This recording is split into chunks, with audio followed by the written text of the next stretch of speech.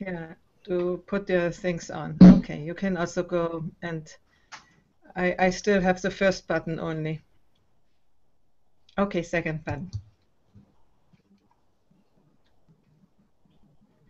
Hello, everybody, and welcome back to Hangout on Connections about the unseen realities. And the seen realities are that today it's me here and Mark, which is unusual in Hangout on Connections. And Margherita is on the other side here. Hello, Margherita, my co-host, as you know.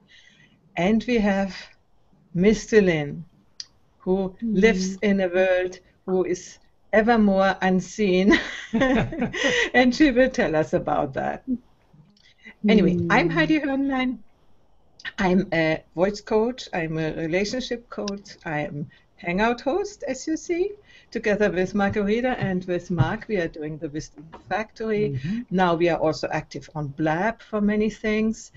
And a retreat host here in Italy, in Umbria. And our personal website is thepowerofrelationship.com.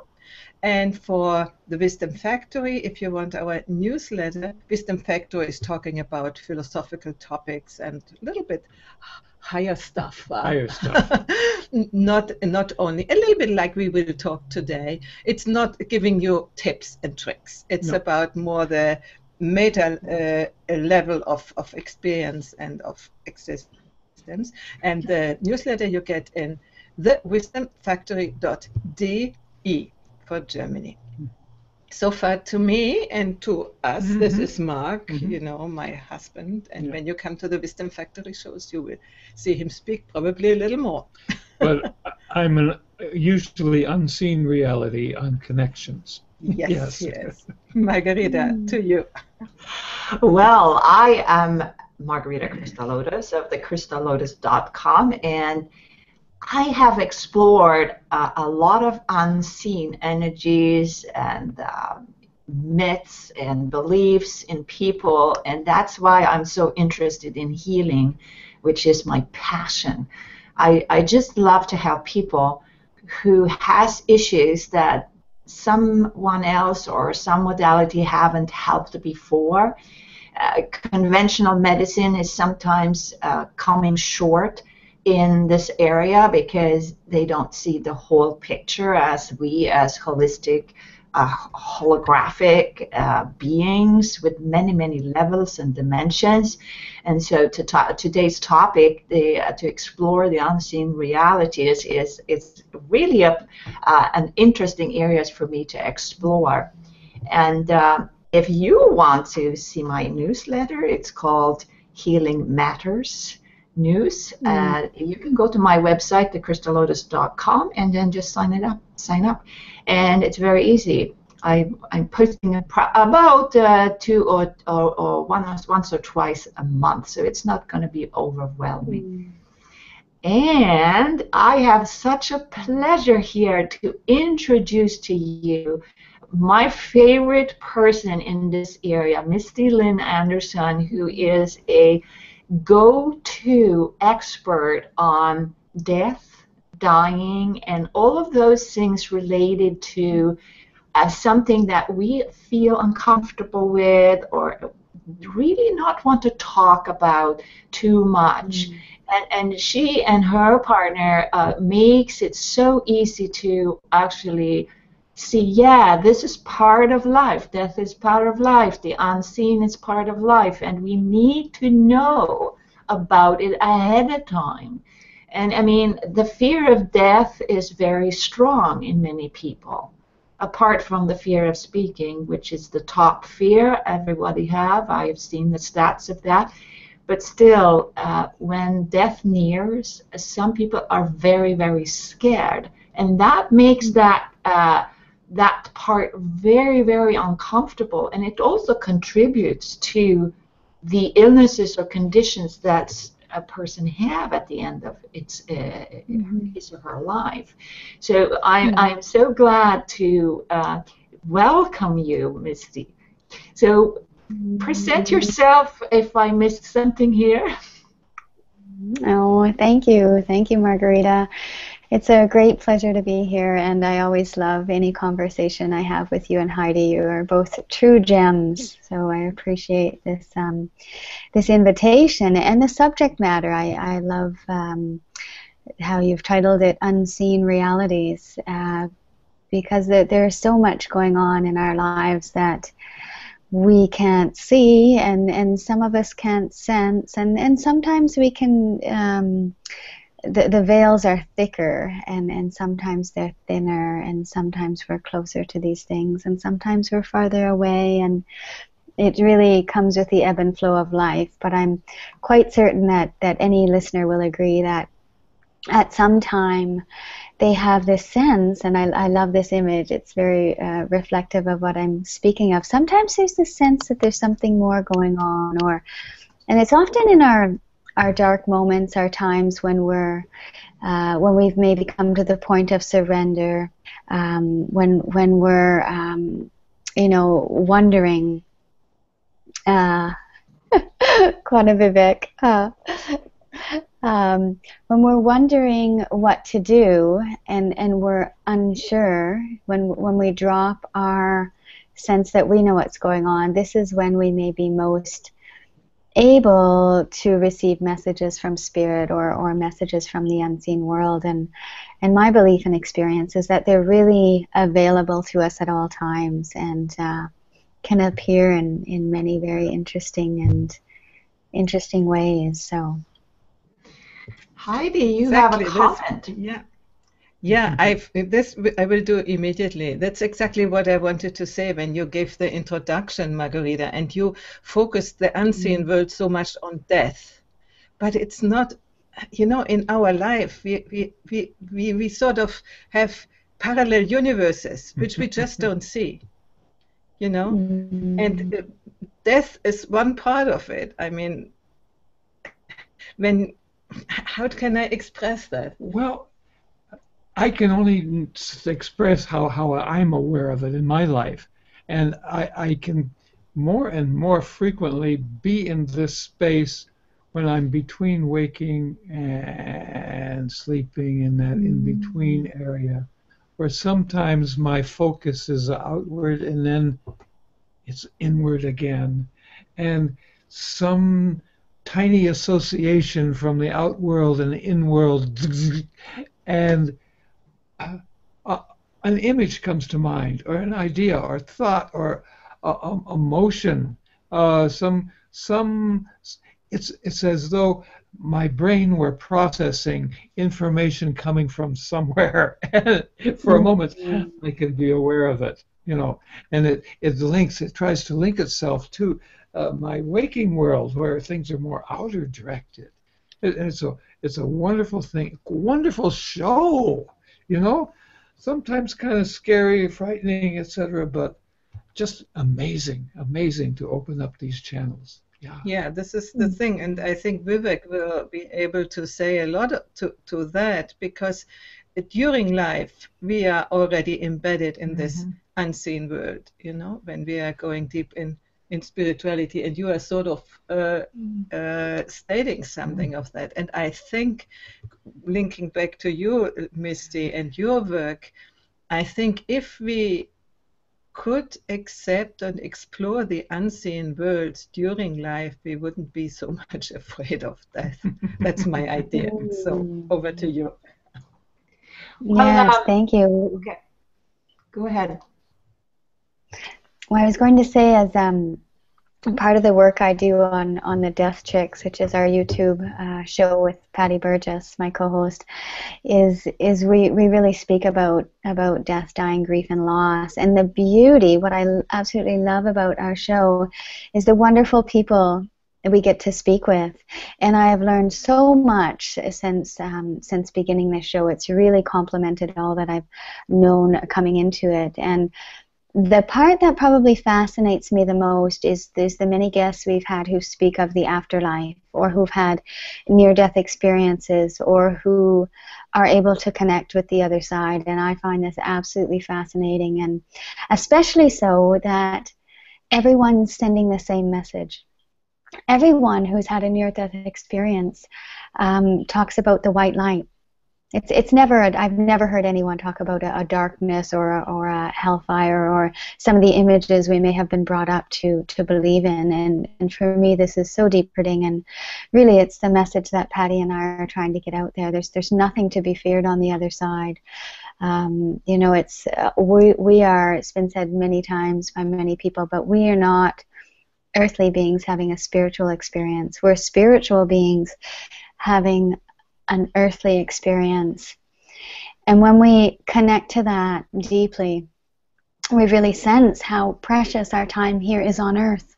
And that's really why I do my work on death and dying and loss, because I connect people to that inner spark, to that inner divine. And once you reconnect with that, the unseen realities within and without and all around us, that's when you really connect with the spark of life and are able to live fully and see the magic and beauty that's around. So even though the topic is dark, death and dying, it's so much about life, so much about life.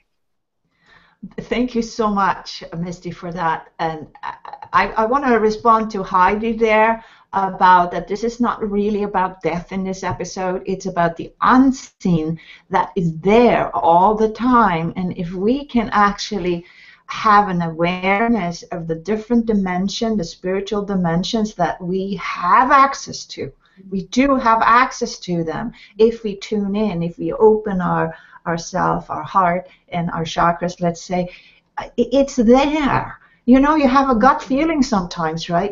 Where did that come from?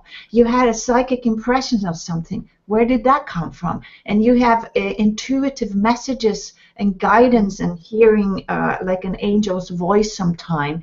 Where is that coming from? So can you share a little bit about what your view on that is, Misty? Well, it's interesting because you've named a number of modalities there, and we have so many ways that we speak about this this spiritual experience and this experience with the unseens, and it's really beautiful. I mean, if we could write a book about all the ways we connect, and everyone has their own unique way, and this is part of the beauty of it. Each person has their own way, and people are waking up to this, and some have explored it and delved into it. I guess for me the most important thing when you're moving in this direction, or if you're called to it, if you want to go deeper, the best thing to do is if you have a fear, I do a lot of work around fear, that to me is a gift, because that is your inner guidance system. And I'm not talking about fear like there's a dog barking at you and he's going to bite you. I'm talking about the fear that someone just said something and I have resistance to it. That's a topic, an area that in life, a conversation I'm not comfortable with. To me, these are the things that we need to turn and embrace. And when we do so, when we walk towards our fears instead of away from them, this is when our world, as we see it, really has the potential to expand. And this is when we move into the realm of trust. Because when we face our fears are really just things that are known. So when we face and say, okay, yes, I don't understand you, I'm a little bit afraid of you, but my heart is open, I'm trusting that I have the courage and whatever it takes to look at you and explore you and accept you into my life. And this, I believe, is when the magic happens, and when we come to a point where we surrender, as I mentioned before. And this, I believe, is when the unseen really has the opportunity to come in and deliver the messages. Because when we're walking around like we know it all and we got this world figured out in our lives, well, we're a little bit closed off, and there's no place for the messages to come in. So it's when we are feeling fragile and vulnerable, and many people are so afraid of the world vulnerable, but it's really a special and sacred place when you almost give up, but it's in such a good way. And because when you give up, and I love that, we give up. So we give up, and when we give up, we allow for the up, or the unseen world we allow opening to receive. So That's how I view things, and it's a wonderful thing for me too to remember, because yeah, vulnerability and surrender. Wonderful, yeah, and we have to acknowledge Vivek here, who says this quote. Would you like to say that, Mark? Okay. Yes, Vivekananda says we are spiritual beings having human experience, which he's quoting Dr. Wayne Dyer. I think many people say that. Yeah. I hope Wayne Dyer copyrighted that. Huh? And got a nickel for it. Okay. So I have a question here. Okay, go ahead. Question? We have a little time delay. Okay. Yeah. Go ahead, Margherita. It was not important what I wanted to say. Just a confirmation that Vivek is saying and posting here what Lyn said. Myste Lyn. Lyn Myste. Yeah. I'm sorry, we have a little time delay with slow internet, so if the sounds are boggled up, it's because of that. So we apologize for that. I have a question for you, Misty. You yourself, you have interviewed many people about their, afterlife experience. But isn't that afterlife experience just something that is there all the time? And we're living here. We are born into the physical dimension, but the other dimensions of spirit is always there, and we can always connect. Can you talk about that a little bit so that we can have a little bit more awareness of what the unseen realities help us with? Well, from my experience and from what I've learned, when we're open to this, and I spoke just briefly before about ways to become more open to this, but when we're open to this, so fear can bring us there, and when we face our fear, it can open to us. But when we are connecting with these unseen realities, we feel at peace. We feel we don't worry about anything. Our fears are taken away because we know that the higher beings, the higher knowers, there's a much bigger picture going on than we can see. And really it's simply a place of light and love. And the idea of fear in this higher place is not, it doesn't even exist. So fear doesn't exist. It's not real. The only thing that's real is light and love. And this to me is it's really brilliant. So when I find myself caught up in day-to-day worries that us human beings get caught up in, to shift back into that and to realize that it's not real. It's these are things we've made up in our minds, and to me that's fascinating, and that helps me to shift and to come to terms. So when you connect with the unseen realities, it brings much peace into your everyday life, because you see there's less getting caught up in the worry and the whatever it is that you're caught up in. So it's a blessing. Well, that's amazingly reassuring to know about. I have always thought that yes, what you say is right. It's our own mind who is sort of worrying and having beliefs about different things. So would you say that in certain areas of our life, we actually live in the hell realm in the physical body right here, right now? It's not some other hell. It's right here, right? What do you have to say about that? Well, I'm not entirely sure I understand your question, but you did mention the word hell. Is that correct? Uh-huh. Okay, so my take on this is that the idea of hell that was brought forth in the Bible is exactly as you said it. It's we create it, and it's our sin. Sin simply means missing the mark, or without. So when you fall away from God, whatever you define that to be, and you're apart from what is true, then you're sin without, and even in the French, sin without. So it's simple, when you are connected to this beautiful unseen realm, the spiritual realm that is always available to us, you feel whole, you feel complete. Whatever is going on around you doesn't matter, because you're part of the bigger light. However, when you're disconnected, without sin, you don't see the light, so you see the dark, and you have worry and fear. And I'm not sure if that answers your question. But thank you. I think it sheds some light on there, because when you look at people, like being a mentor or a coach for people with especially emotional problems, then you can see that there is really suffering going on in many, many people.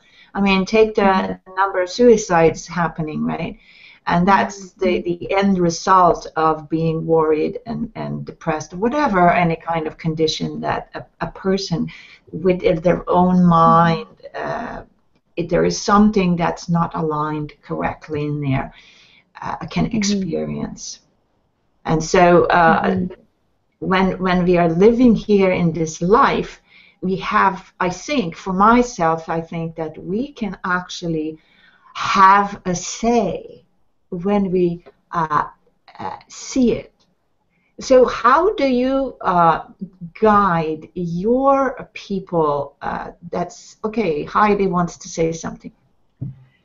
Yeah, I would like to ask Myste. You say it is always available to us, the unseen world or the unseen part of life, and many spiritual teachings say that.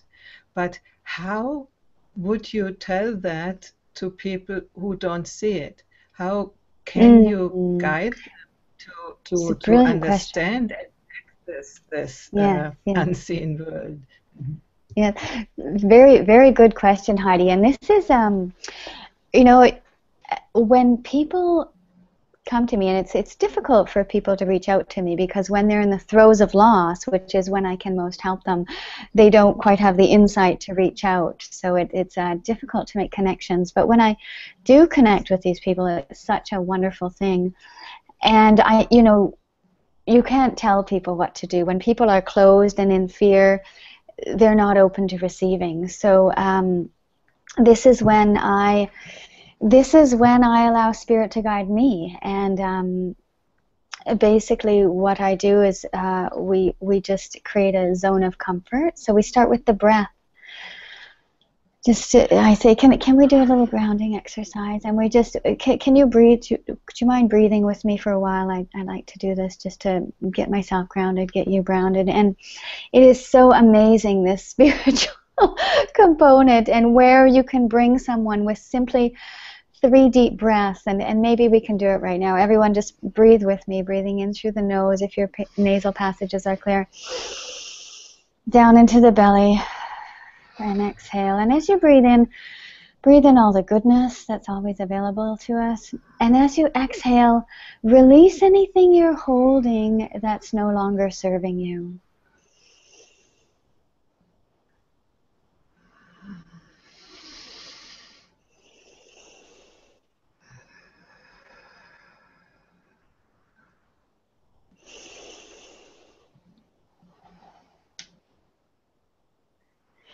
And as simple as this is an amazing clearing exercise, and it brings people to a place that's, I think, at the base of life. Breath is the base of life, and this simple exercise can bring people to a place where I'm able to go further, and how I go further is really guided. Everyone who works with me says I'm a gentle guide. I've heard that so many times, and but I really do take them to places that, you know, where we go on our journey. And it's really guided for me too. I have no plan or tips and tricks or script that I walk people through. It's I go by sense, and just and I've gone amazing places with people that I would have never imagined they'd go, and they would have never imagined they go into the depths of their experiences in childhood, and things that come up are, you know, I haven't thought about this person in 30 years, and there was something that happened that held them back, and then at the end of the session they're very clear. So really, again, it comes back to the willingness to step into the places that we don't want to go. So if you're afraid of death, if you're afraid of whatever it is, that's what you need to turn and go and allow yourself to be there, and this will allow it to release. And the reason this happens, and I'll turn it over back to you shortly, is that sometimes as we're going on in life, we have things that happen to us that hurt us, and especially if we were small and we didn't have the time to process them correctly, or to I'm not sure if that's the right word, but just to process them. We didn't have a loving being or know how on our own to release them. So these hurts get stuck in the body, and they can physically affect us and mentally when we're older. And so going back and down the path and exploring with someone you trust is so key, and it's such a huge release. And when we're release these things that we're holding and weighing us down, that gives us more room to open and trust and be closer to the light. Yes, thank you, Myste. And I want to add what you made very clear, that there are two different ways to do things. In the outside world, you might follow a plan, you might have tips and tricks and do that and so on. And you might go even to a certain result. Also, listening to the guidance probably would be also a good idea. But in this world, where the unseen realities, I think the only thing is, if you do have plans, if you would do your coaching after a plan, now first thing this, first thing that, it just doesn't work, you know. It's a completely different level of being. You want to... Well, yeah, I like this idea about plans. It's perfectly fine to make plans, but don't plan the results. You know? At least not there. Yeah. Yeah. The overall plan, for instance, become receptive. This is a good plan.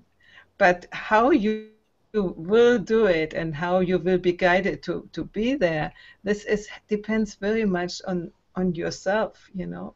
It is not something you can learn, like vocabulary, translation, English, German or something, you know. This you can really study, but become receptive is not something you can learn with your mind. You really have to open up in a different way. And many people have fear to do that, you know. There is much around. Yeah. But I really recommend everybody to open up to that, because life becomes so much richer as it was before. And talking about death, backward to your topic, the more you open up to death, the more life becomes valuable. And you said it before, Myste. Yeah, thank you. Yeah. Yes, and I think it's been mentioned a number of times, the inner journey and the outer journey. If you want to feel complete and whole and connected, it's the inner journey that will bring you there. And if you're experiencing troubles in your outer life, you need to return to the inner journey. You need to take your quiet time, and you know, if it's lying on the couch and you know, covering yourself with a blanket and crying, or whatever it is, you need to go to those places inside that are hurting, and give your time to self to go there and heal them and release them. And it may be writing, it may be through art, it may be through crying, it may be through going for a walk in nature, but you do need to make time to go there, and this is where the true gems lie. And we've heard this from the many people who have reached great heights in the world are people who've gone through tremendous challenges, and they've overcome them. And they haven't overcome them because they've shut them out. They've overcome them because they've allowed themselves to feel the pain, and it's through the pain that we grow. And hence my my website and my name, Bittersweet Blessing. So it's in the bitter of life when we turn and face the hard, the challenges, when we open up and realize it's part of the human experience and there's a richness there, and when we turn and face it and embrace it, we'll be rewarded with the sweet. It comes. It will come. Well, I could just agree with you so much. When we avoid something, then we dig the head in the sand, and it doesn't go away. The only way is to face it. And when you face it, when you face your fear, it's like the fear will be a monster before, will be a little dot that's running away like a little mouse. And I've experienced that. It's amazing. Yeah. I think we have a comment here. Yeah, this is again Vivek. He says, seeing is a physical interpretation. Something which is beyond the physical will be unseen. But experience. Experience, yeah. Or seen in a different way. What do you think about that?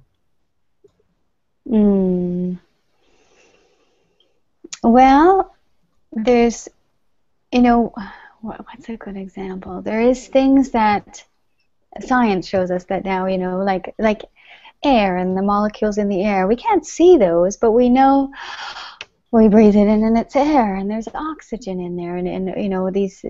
So there's things that are there that we can't see. So that's been proven.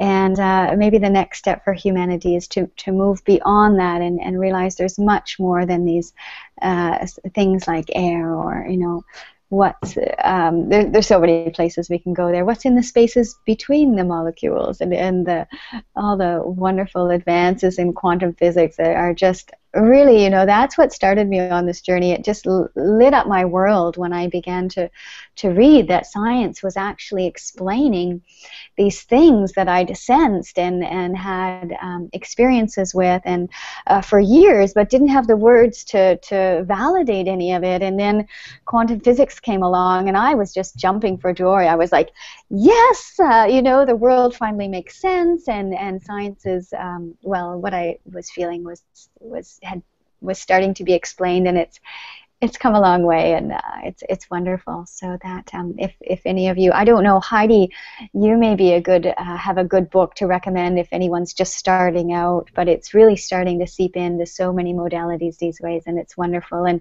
the premise that's very simple, anyone can understand it, is what we think becomes things. And I think maybe it was Mark who said it even better. I'm sure we've had this conversation before, but there's so much potential here. So if you're in fear, then you're in fear. You're sin. You're away and without from the light. And if you're in the light, that's where you are. So the fear is not real. And if you believe that, then so it is. And I think the Buddhists and every religion, so you think, such you are. Yeah, you are on. You can talk. Okay, good. Well, I don't recall saying that, but I'll take credit for it anyway. Thank you, Misty. But if you want, just yesterday, I listened to an hour and a half, a mathematical and astronomical and spiritual presentation by an amazing man named Nassim Haramein, which is, we can spell that if you need it, but he's a relatively young person who has just spent all his life interested in what this world is like, what it's made of, etc., and finding shortcomings in all the explanations that he's ever come across, and trying to piece together all of these chunks of information that eventually started to make sense to him. And I had a kind of transmission at one point listening to this man who is indefatigable. He just goes on and on and on. He's a physicist. He's a physicist. Yes, that's his base. And I realized, I sat there listening, and I felt like I could feel all the holes between my molecules. And it was just like the universe itself with these bodies and the space between, which is space, but it's not empty space. It was a rich fullness and energy, a connection, an interaction between me and the cosmos itself. And it was, I would dual, but I'm not sure about that nomenclature. But certainly it was beyond my normal everyday realities. Something into subtle, into causal, where the world is different than I thought and I imagined, and I could feel it. Yeah. So I'm not sure where I was going with this, but there I went. Okay. We can post the name afterwards. And what I would recommend to go into these other ideas in the unseen world, like what Rupert Sheldrake is exploring, the morphogenetic fields, where, for instance, telepathy is really a normal human capacity. Yeah. And when we can telepathically connect with other people somewhere, why not with other worlds? So many things become very probable when we give up our ideas of the only reality in the physical world. And yes, the field, huh? That's so fun. Yes. I've never spoken about this live before, but I've read about it. It does seem a bit out there. It is very far out there, but there's many people who say that the people in other worlds, maybe not people, beings in other worlds, are longing for us to ask for their help. But just as we learn in many of the great spiritual texts, we're free agents, and help won't come unless we ask. So for many, that's the form of prayer, and for those outside the traditional religion, more and more people are turning to the cosmos and the stars, and I've heard many accounts of there's beings out there who want to help, who've walked the journey, perhaps on Earth, perhaps not. It's really unknown, but to connect as well, thank you for sharing that experience. And sometimes it's those experiences that we have that can't be explained, that this is where we need to dive into and to be there and to honor them, and instead of kind of saying, oh, that was interesting, and continue on, but to explore that, and to even just with your intention, with your mind, with your thoughts, to connect to unseens in faraway lands, stars, the air, wherever your imagination takes you. I think there's definitely help out there, and I think it's part of our responsibility, or if maybe that's the wrong word, but it's open to us to ask for the guidance. And I challenge everyone who's listening to play with this, and maybe just play with it for a week or a month, and perhaps be very specific. So test it for us and see what happens. Let's see what happens. It's worth playing with.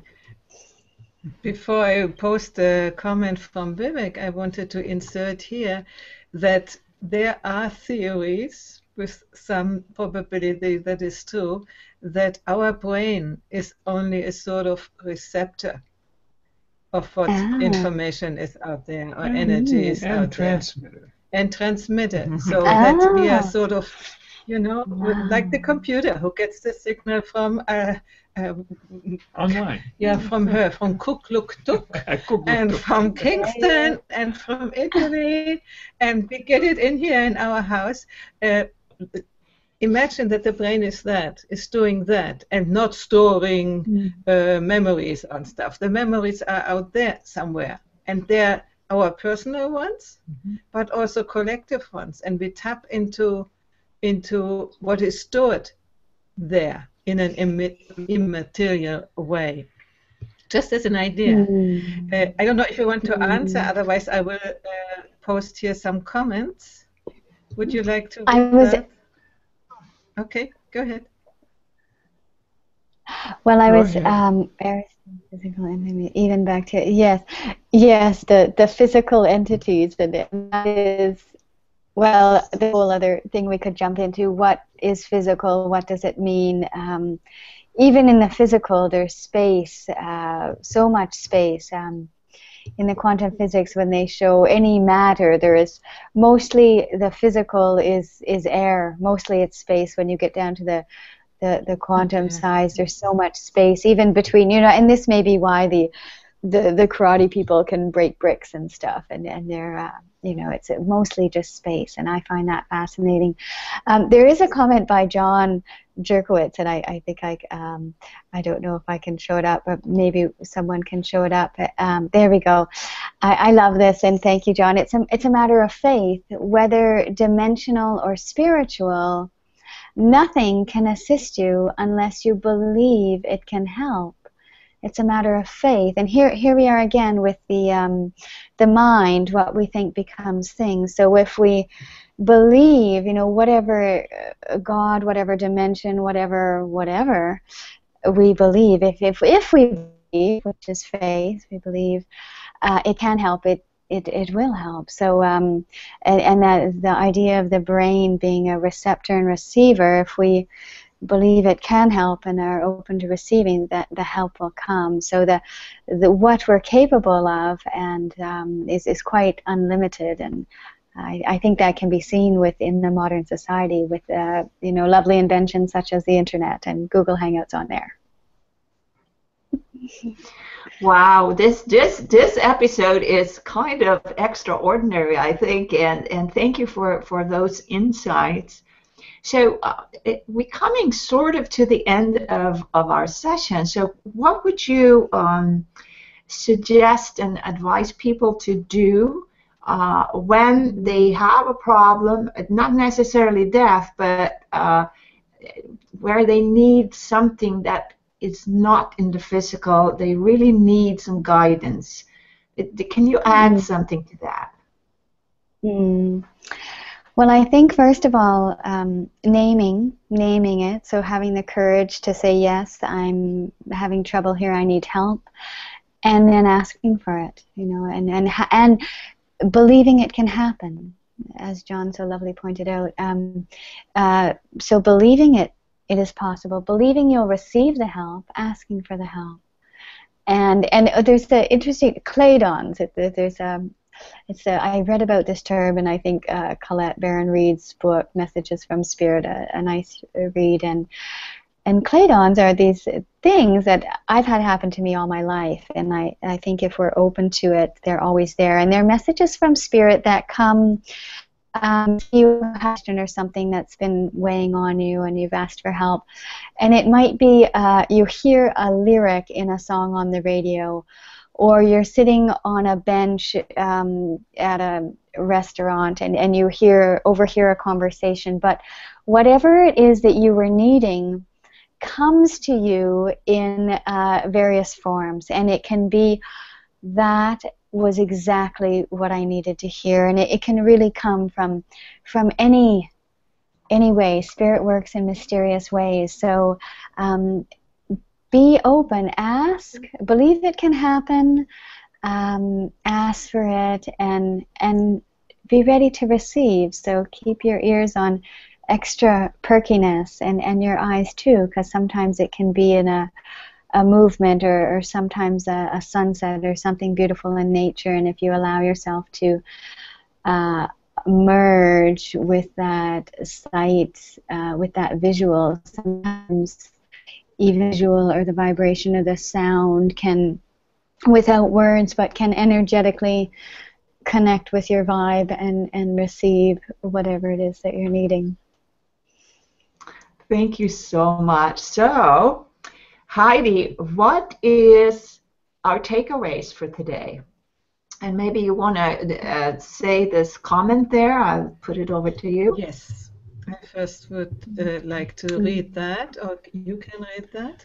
Julie Sager Nierenberg says, sometimes gifts of interdimensional connection come in quite unexpected ways. The joy of such experiences cannot be adequately described in earthly terms. So it's a little bit what Myste just said now. So great. Takeaways. Would you like to begin? Margherita, you said this was kind of an extraordinary session, you know, and I'm also thinking that we speak of paranormal sensations. We talk about extrasensory perceptions, you know, and I would really like to say that this is ordinary and normal. And every session is extraordinary. It never will happen again. You know, people throughout history until modern times had no trouble accepting these kinds of what science calls out of the ordinary experiences. They put them in a box, you know, and it's been a long time the traditional science. Yes, the traditional science. Yeah, not the people we've been talking about today. You know, but it's coming back. You know, with the understanding of science added to it, which makes it a whole new ballgame, and it's wonderful. Great show. My takeaway is that I see you and talk to you in a different setting. Normally we are together in your shows and we are listening and you are guiding, and so it was a different experience, and I really love your shows. It's the death checks, really talking about death in a different way, and I have had so much how do you say, benefit from it. And you know, I have now down here a dying cat, and I'm sad, but it's not, I don't fear death anymore in this sense, not even in animals. Some years ago when an animal died, it was, oh, drama. And now I let him go his way, you know. He will take other 3-4 days, 5 days maybe, and he's not, fine. We go and he purrs and everything. But you know, death is a nice thing in the sense when you allow it to be.